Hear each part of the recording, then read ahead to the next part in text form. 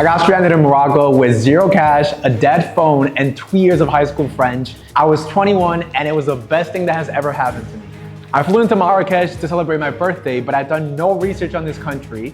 I had no battery, no signal, a little bit of French that I spoke, and I remember exiting the airport and encountering this dude who had a Nokia phone and a van that looked like it was about to break down. Somehow he convinced me that without GPS or signal, he would actually know where to take me to my Riad.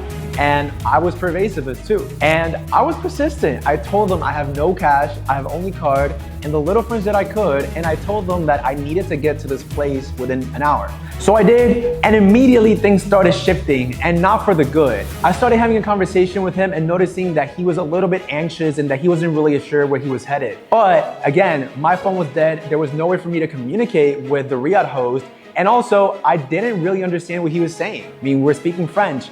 And as we're going, I'm seeing the streets, I'm seeing little kids playing soccer, there's camels coming, cars, mopeds. It was a whole scene from a show straight out of Grand Theft Auto, or probably something like maybe Fast and the Furious. But in the middle of nowhere, this guy decided to stop, and he approaches me, gets off the car, opens the door, and signals for me to head out. Now I'm thinking, there's no way in the world that this is where I'm going. I'm literally in the middle of fields. He tells me, pay me, and you're getting off. Now, here I was in the middle of freaking nowhere in Marrakesh, alone. I was stranded, and it hit me. For a second, it switched. There's no way for me to pay him in cash except card, and he doesn't have a card reader. So I somehow managed to tell him that I couldn't pay him, but in that moment, something switched inside of me. And from that frantic, scary moment, I thought, this is either gonna be the worst disaster of my life, or I'm gonna turn this into a have-good story. I chose the latter, and to this day, this is one of my favorite stories to tell because it was such an adventure. And instantly, my mind switched from panicking